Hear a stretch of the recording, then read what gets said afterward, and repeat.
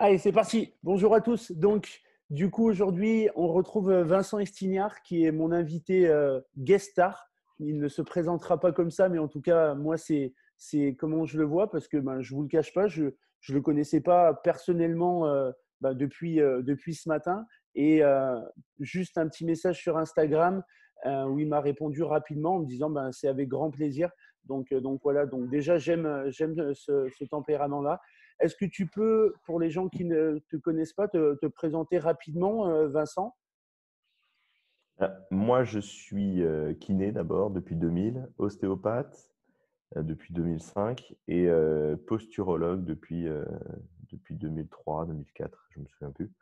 Et je travaille j'ai un cabinet à Paris où je travaille avec des patients, monsieur et madame tout le monde, entre guillemets. Et depuis 8 ans, je travaille avec des sportifs de haut niveau, principalement dans le football, de niveau international. J'ai aussi des joueurs de basket, de volley, etc.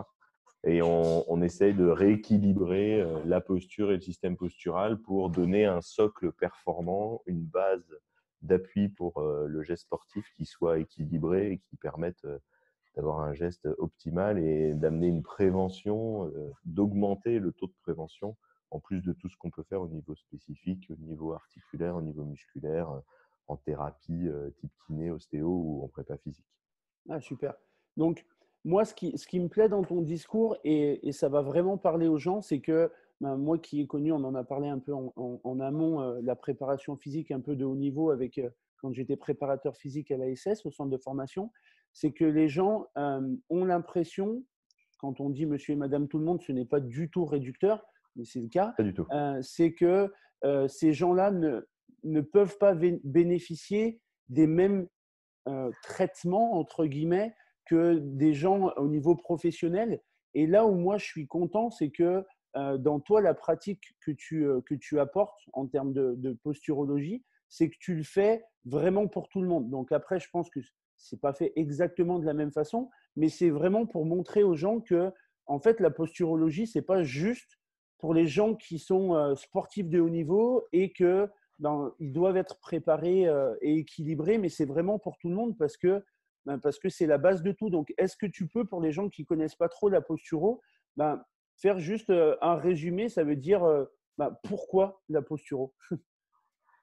En fait, moi, j'y suis venu déjà pour moi parce que j'avais des problèmes de dos qui ne se régulaient pas et qui se réglaient pas avec l'ostéo, la kiné et tout. Et on m'a traité en posturo, en reprogrammation posturale. Et du coup, moi, je suis allé me former pour voir un peu et apporter ce plus à mes patients. Et donc, moi, je soigne des patients depuis toujours. Et je suis tombé dans le sport de haut niveau par la rencontre avec Didier Ress, que je remercie encore beaucoup de m'avoir fait confiance et d'avoir, malgré ses connaissances, cette ouverture. Et attends, je fais juste une Vas-y, petite. vas-y, vas-y, je t'en prie. Donc, pour ceux qui ne connaissent pas, Didier Ress, c'est un préparateur physique, un très, très bon préparateur physique. Il a fait un livre, la Bible de la préparation physique, qui est pour moi un monument aussi. J'en profitais Désolé, pour… c'était Non, juste non, mais j'en profitais pour… intermède parce que le confinement fait qu'on est réunis, proche. nombreux et, voilà, et Il n'y a proches. aucun problème. Euh, Comme je l'ai déjà expliqué un peu, on peut comparer ça à une voiture. Par exemple, quand tu vas monter dans ta voiture, quand tu vas commencer à rouler, si tu as un pneu qui est dégonflé ou si tu as le volant qui est de travers, tu vas dire non, non, non, non, je vais pas conduire, je vais risquer d'un accident, je vais me faire mal à conduire en tenant le volant tordu, etc., etc. Même si on a une capacité de s'adapter, par exemple, ta voiture, elle est mal équilibrée, elle a tendance à tout le temps partir à droite, bah, tu vas donner des coups de volant pour la maintenir et aller à gauche. Mais tu sais bien que tu ne vas pas pouvoir faire ça pendant longtemps parce que tu vas péter la direction, tu vas user les pneus de façon asymétrique, etc. Donc, il faut que tu ailles chez le garagiste pour qu'il rééquilibre la voiture. Et bah, avec le corps humain, c'est pareil. Si on a des déséquilibres, une bascule d'épaule, on ne va pas pouvoir bouger de façon optimale. Les gestes vont être contraignants, on va amener de la fatigue musculaire, les muscles vont avoir des tensions qui ne vont pas être symétriques et donc on va fatiguer, on va créer de l'usure, de l'arthrose par exemple, risquer des inflammations tendineuses parce que le tendon va être soumis à des tensions qu'il n'a pas l'habitude d'avoir et qui vont perdurer après l'activité. Et donc il faut bien dissocier posture et position. La posture, c'est l'équilibre de ta voiture quand tu montes dedans. La position, c'est les variations d'équilibre de ta voiture quand tu vas rouler en fonction du revêtement, en fonction de la route que tu prends, etc. Et donc là, on est sur l'ergonomie plus, donc la position que tu prends quand tu es devant ton ordinateur, la position quand tu réalises un geste sportif de CrossFit par exemple, un geste de tennis, quand tu vas frapper la balle, etc. Et donc là, on est dans tout ce qui est gestes professionnels. Et là, ça demande, quand les gestes peuvent être complexes, un apprentissage.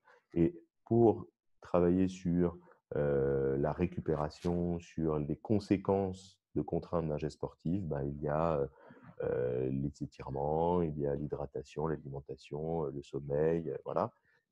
Pour traiter la posture, ça c'est donc pour équilibrer la voiture à la base, il y a le garagiste et donc il y a le posturologue qui fait un check-up. Et le check-up, c'est un bilan global, comme le fait le garagiste quand tu ramènes ta voiture, sur le fonctionnement de la base. Et donc là, il faut s'assurer qu'il n'y a pas de bascule et de comprendre pourquoi ces bascules, ces rotations, ces limitations de mobilité sont là. Ouais, c'est top. Et c'est vraiment super intéressant parce que euh, maintenant, ça fait un moment que moi, j'enseigne le fait que le mouvement, c'est la vie. Je ne vais pas rentrer dans les détails, mais maintenant, c'est même prouvé scientifiquement, hein, que le mouvement, c'est la vie. Ouais, et Mais d'ailleurs, c'est le premier qui a dit ça, le mouvement c'est la vie et la vie c'est le mouvement, c'est Steele, qui est le père de l'ostéopathie. ouais, Et à l'époque où il a commencé à dire ça, à vouloir redonner de la mobilité au corps de ses collègues, de ses patients, etc., il a été pris pour un fou, il a failli être brûlé, quoi. ouais. Aujourd'hui, tout le monde dit bah oui. Et maintenant, tout le monde dit ça, ouais. Et ce qui est intéressant, c'est que pour qu'il y ait mouvement, il doit y avoir posture. Parce que la posture est avant le mouvement, en fait. Et avant le mouvement, pendant le mouvement et après le mouvement, comme je l'avais Ouais, déjà dit, c'est l'expérience qui a été faite où on a mis des électrodes sur le triceps du mollet, sur le deltoïde et sur les muscles des lombaires. Et on a demandé à quelqu'un, on a fait un enregistrement de la tonicité musculaire et on a demandé à quelqu'un d'ouvrir une porte et de lever le bras pour ouvrir une porte à un signal donné.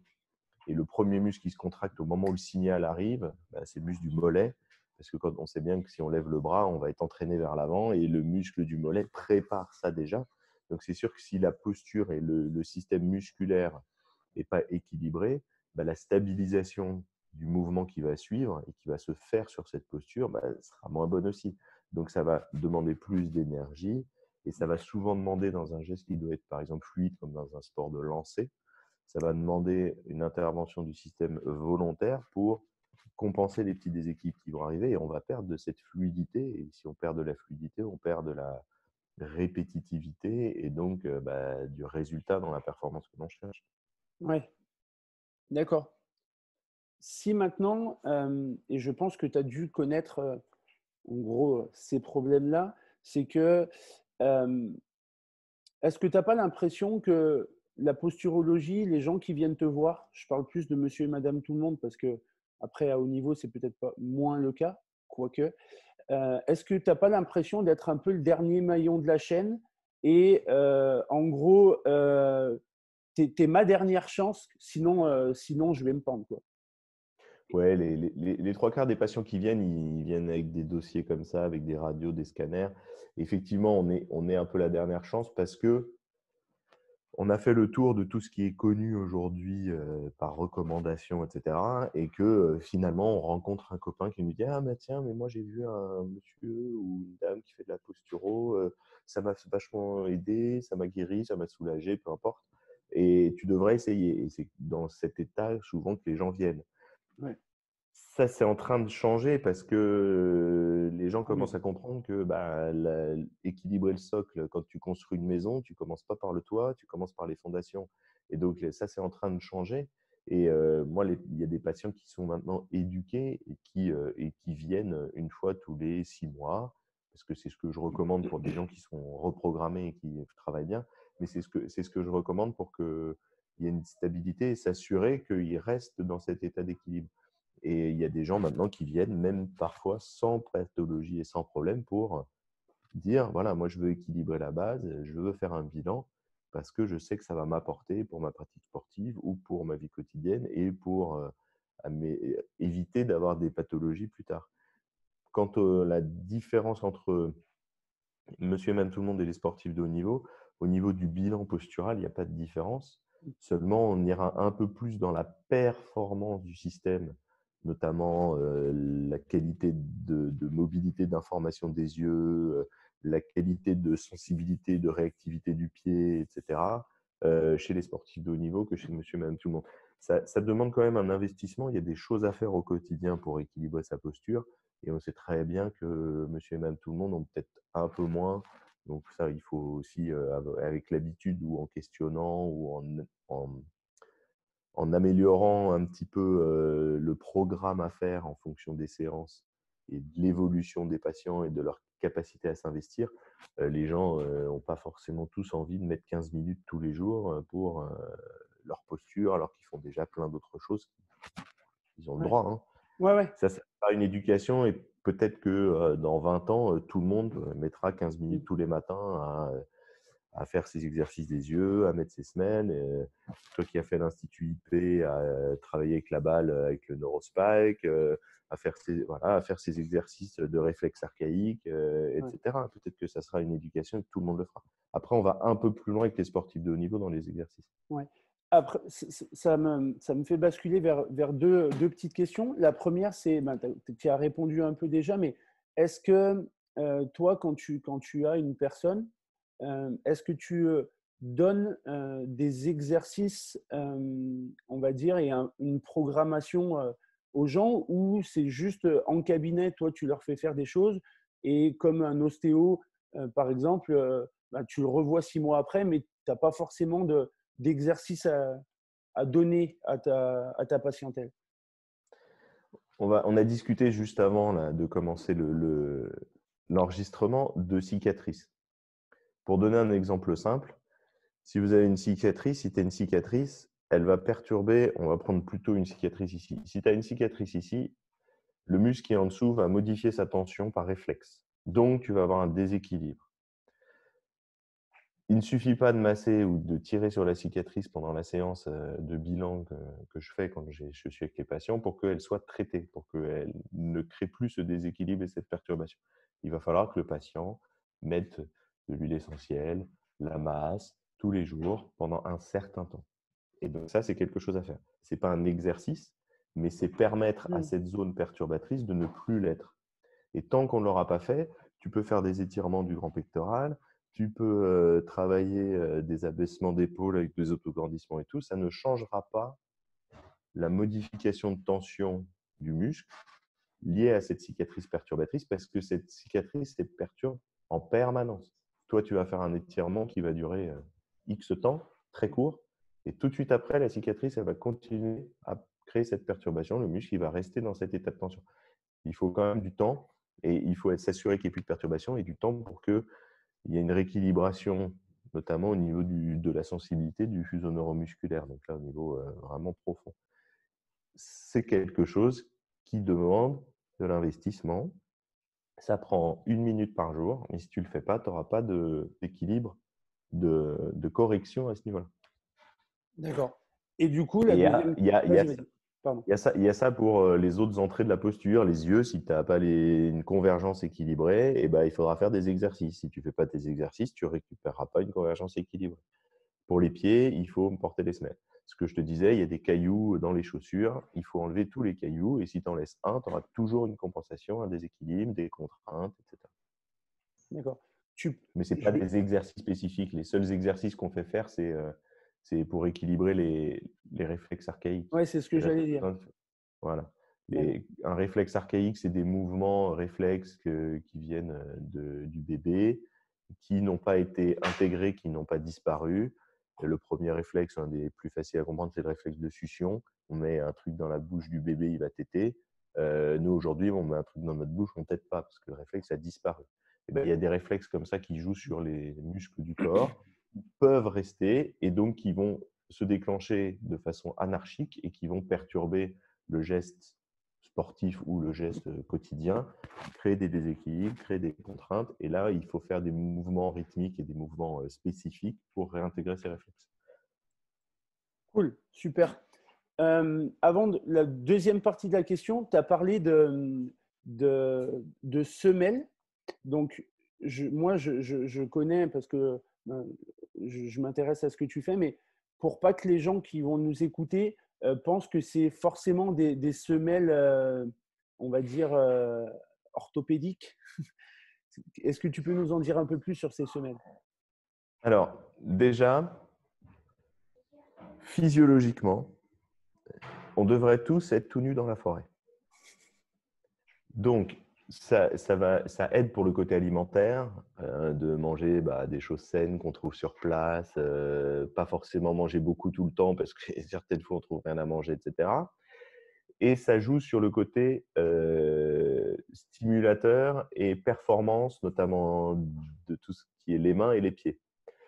Aujourd'hui, notamment chez des personnes qui sont sédentaires, à part taper sur l'écran de l'ordinateur, écrire avec un stylo, avec nos mains, on ne fait pas grand-chose. Or, c'est l'une des zones qui a la projection au niveau du cerveau la plus importante et c'est une zone de mobilité, de sensibilité extrêmement importante, d'où le NeuroSpike recommandé par l'Institut IP avec Matt, parce qu'on stimule justement cette zone-là pour augmenter les fonctions au niveau du cortex et pour améliorer le schéma corporel, donc la représentation qu'on en a de notre corps, pour améliorer la proprioception, donc pour améliorer le contrôle moteur que l'on va avoir. Et il y a la même chose au niveau des pieds. Les pieds, c'est hyper sensible. La peau du pied est hyper sensible. Donc nous, on est plutôt, sauf si nécessaire, pathologie, problèmes inflammatoires, post-chirurgie, et plutôt de façon ponctuelle contre les semelles orthopédiques qui vont caler le pied, écraser la voûte plantaire, empêcher de sentir ce qui va se passer. C'est comme si vous vouliez faire éplucher des pommes de terre avec des moufles ou jouer du violon avec des gants de boxe. Non, le pied, 3 grammes de pression, il donne une information. Donc, on ne peut pas lui mettre quelque chose qui va appuyer tout le temps. Le pied, il ne sent plus rien. Moi, si je fais ça, je sens. Si je me mets comme ça et que je fais ça, je ne sens plus rien ici. C'est la même chose. Donc, nous, on travaille avec des semelles qui sont là, qui utilisent l'interface du pied pour donner une information qui va équilibrer la posture, mais qui ne cale absolument pas le pied. On travaille avec des semelles réflexes qui travaillent au niveau extéroceptif. Et ce sont des semelles de recalibration avec un résonateur dessus. Voilà, qui donne une stimulation et une information à la voûte plantaire, à la peau du pied, des deux côtés de façon symétrique. Donc, le corps va avoir la sensation que les deux pieds sont équilibrés. Le corps va s'équilibrer, ça va équilibrer les chaînes musculaires. Et est-ce Elles que sont ça… toutes plates. Ouais, elles sont plates. Et est-ce que ça, du coup, après, quand il y a rééquilibrage, je pense que c'est le cas, mais je veux te l'entendre dire, du coup, après, il n'y a plus le besoin de ces En soins. principe, non. À condition que les patients soient vraiment très rigoureux Dans ce qu'ils font. dans la correction de tout le reste. Parce que si tu as un déséquilibre, tes pieds ils vont s'adapter à la position de ton corps. Hein. Le Ouais. pied, il n'est pas là que pour suivre ce qui se passe au niveau du sol, il est là pour équilibrer et absorber les mouvements du corps. Donc, c'est sûr que s'il te reste un déséquilibre parce qu'il y a quelque chose que tu n'as pas corrigé, ton pied restera asymétrique, tu ne pourras pas enlever les semelles. Mais l'objectif, oui, c'est de les enlever. Après, comme je disais, dans certains cas, je ne suis absolument pas contre les semelles orthopédiques, les compensations. Mais Ouais. pas sur le long terme parce que ça désadapte la mobilité du pied, sa tonicité, sa sensibilité. Moi, j'ai une patiente, par exemple, qui a un certain âge, qui a des gros hallux valgus, qui a pas mal de problèmes au niveau du pied, qui a mal. Et on a mis le résonateur dans des semelles orthopédiques. On a fait un mix des deux thérapeutiques parce Ok. qu'il y a quand même besoin. Mais si on analyse les personnes et qu'on dit, voilà, vous avez 80% des gens ont un déséquilibre de pied, une asymétrie, on va vous mettre des semelles orthopédiques. À ce moment-là, il faut mettre des corsets à tout le monde parce que tout le Ouais. monde a une petite scoliose, et ce qui n'est pas fait. Donc, Ouais. parce qu'on dit, ah non, on ne va plus pouvoir bouger. Oui, mais là, votre pied ne peut C'est pas le même bouger non plus. principe. Même Ouais. principe.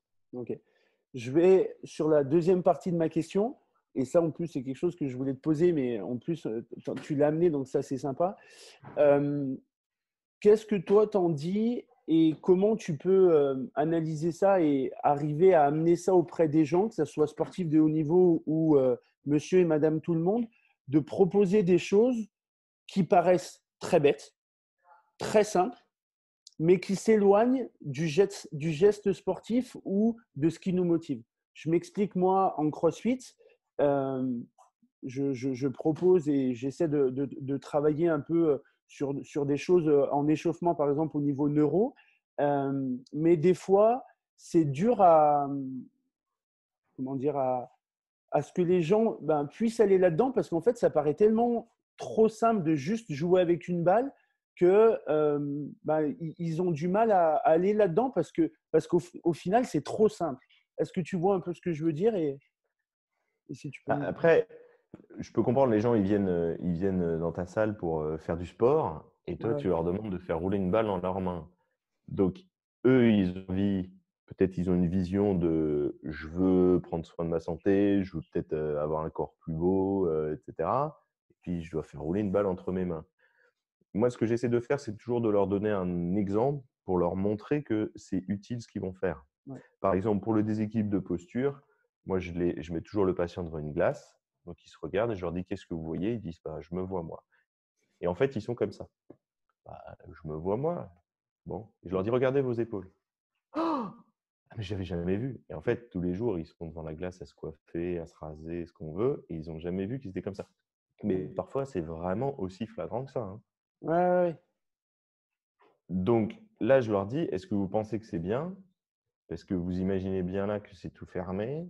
Vous imaginez bien que là, vos côtes, elles sont toutes écrasées, que votre respiration va être perturbée, que votre poumon droit va moins bien bouger, etc., etc. Et je leur dis maintenant, tournez la tête à droite. Ils font, ah, c'est dur. À gauche, ah, c'est dur. Et quand je rééquilibre leur posture et qu'ils se retrouvent équilibrés, qu'ils ont une rotation de tête qui est beaucoup plus, avec une meilleure amplitude et beaucoup plus symétrique, ils comprennent. Et comme on leur a fait travailler les yeux, ce qui a amélioré l'équilibre des épaules, eh ben, ils vont s'investir dans les yeux. Moi, ce que j'essaie de faire pour la balle et pour l'échauffement et pour le travail neuro, c'est d'essayer de leur montrer qu'ils n'ont pas une bonne connaissance de leur corps et qu'ils n'ont pas une bonne sensibilité. Donc, ouais, je leur fais faire tous les exercices douanés, par exemple, ouais, où ils vont aller mettre le doigt sur la joue et je leur dis, voyez, vous ne savez pas où est votre main. Donc, il faut la stimuler. Et c'est vrai que quand ils commencent à jouer avec la balle, euh, c'est désagréable, ils sentent bien qu'il y a quelque chose qui ne va pas. Moi, là, ouais, j'ai recommencé à jouer avec la balle au début du confinement sous les pieds. C'était horrible. Aujourd'hui, ça ne fait plus rien du tout. Et ouais, ce qui est normal, on devrait marcher pieds nus tout le temps, grimper aux arbres, donc avoir une stimulation au niveau de la peau du pied qui soit permanente. D'ailleurs, j'ai donné des cours de posturaux où j'ai eu pas mal de prépa physique à Toulouse et qui m'ont montré la balle. Moi, je n'ai pas fait l'Institut IP, je n'ai pas fait la formation de ouais, maths. Il ouais, faudrait que je la fasse, mais il y a une fois où j'étais convié, mais je donnais des cours ce week-end-là. Et ça m'a fait tout à fait penser à des cours de kiné qu'on a eu. D'ailleurs, j'en ai discuté avec ma femme, avec qui j'ai fait mes études, où on parlait notamment de la récupération quand tu as des problématiques de lésions neuropériphériques, où tu utilises des pinces avec des pics et tu fais comme ça. Et tu demandes au patient combien de pics il sent. Et puis au fur et à mesure, tu resserres, tu resserres, tu resserres, tu resserres pour voir s'il y a une récupération au niveau de la qualité de cette extéroception. Et c'est ah tout ouais, à fait, ça va tout à fait dans le sens là de. ah ben Alors là, on n'est carrément, pas dans la récupération parce qu'il n'y a pas de ouais, pathologie, mais on peut voir comme tu as des gens qui n'ont aucune bonne sensibilité.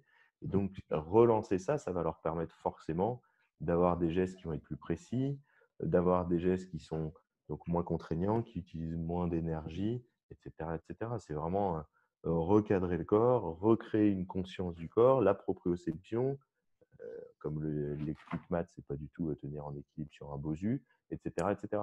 ouais, Donc là, on est vraiment dans les fondations, la base, que ce soit au niveau qualité d'information et de fonctionnement du système ou équilibre de base du système. Voilà, les fondations de la maison, après les murs bien droits, le toit bien droit, et après tu peux mettre de la domotique pour aller dans la performance, ou tu peux faire des trucs simples, mais ça marche très bien quand même. ouais. Ça, c'est assez fou parce que moi, je travaille en coaching avec une personne qui a une douleur d'épaule qui est, je pense, aussi psycho-émotionnelle. Et je pense que c'est souvent le cas, tu le dis souvent. Et du coup, je lui ai fait faire un peu du travail tactile au niveau pied.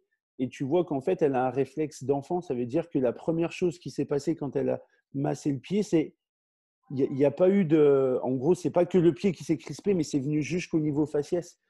Et au final, bah, maintenant, elle travaille pas mal sur ça et ça va bien mieux. Et tu vois qu'elle se sent même mieux maintenant dans son corps juste avec ce travail-là. Donc, c'est vrai que c'est assez intéressant. Là, il sera intéressant de faire un bilan des réflexes archaïques parce que quand tu as des réflexes qui sont trop Ouais, importants, il y a parfois des réflexes de stress, des réflexes de peur qui ont un impact sur la psychologie globale et la vie dans sa globalité. Parce que dès qu'il va y avoir un petit stress, qu'il soit physique ou émotionnel, il va y avoir trop de ouais. tension et en plus, ça épuise. Et pour l'épaule, ouais, il y a une notion émotionnelle importante, mais la première cause au niveau mécanique postural, c'est l'œil et la deuxième, c'est la mâchoire. Donc, tu pourras bientôt lui faire un petit bilan. Ouais, mais après, surtout, déjà, je vais les amener. C'est pour ça que en off, je t'ai demandé un peu si tu connaissais des gens, entre guillemets, autour de ma région pour pouvoir conseiller un peu les gens dans ça. Parce que ça prend du temps et je vais prendre le temps pour ça. Je vais juste te poser les 2 dernières petites questions que je pose à chaque fois sur mon podcast. La première, tu as déjà eu l'habitude, je ne veux pas que tu me cites oui, oui. Donc, je veux 2 livres qui pour toi sont importants, pas forcément sur la santé. D'accord? C'est vraiment 2 livres qui, voilà, toi, t'ont aidé. Pourquoi oui, oui? Parce que tu avais cité oui, oui la dernière fois. Non, Jojo Lapin, j'ai dit non? Non, oui, oui. Merde. La reprogrammation posturale du docteur Bernard Ouais. Bricot. Hein, ça, J'attends sa j'abuse. nouvelle édition. J'ai suivi tes Bah, conseils. je pense qu'il doit avoir fini vu le confinement. Après, c'est le temps d'éditer, de la relecture, éditer. Ça devrait être dans l'année. Ouais. Que vraiment, il a rajouté beaucoup de choses par rapport à ce qui se faisait avant. Un deuxième livre, c'est dur, hein? C'est pas facile? Non, c'est pas facile. Je réfléchis, je te le dis après. Pose ta deuxième question. La deuxième, je te donne une baguette magique. Qu'est-ce que tu en fais? Je fais comme Harry Potter, je la casse. Oh, tu sais que j'ai fait un podcast hier avec des coachs et en fait, ils m'ont retourné la question et j'ai dit la même chose. Je la casse. Trop Pourquoi tu la compliqué? casses? Ouais, c'est Ah, trop compliqué. Ou alors, c'est entre guillemets un pouvoir que j'imaginais pas trop important, mais quand Didier, avec qui j'ai beaucoup échangé, parce on a passé quand même pas mal d'heures ensemble à voyager il y a quelques années, contrôler le temps, c'est pas mal. c'est vrai. Mais il y a un autre truc qui serait pas mal, c'est d'être un peu omniscient, de savoir vraiment les choses vraiment, même si je pense que dans notre monde d'aujourd'hui, ça doit rendre complètement taré. Ouais, je pense. Est-ce que Ah, tu as euh, le deuxième un bouquin? autre bouquin, euh,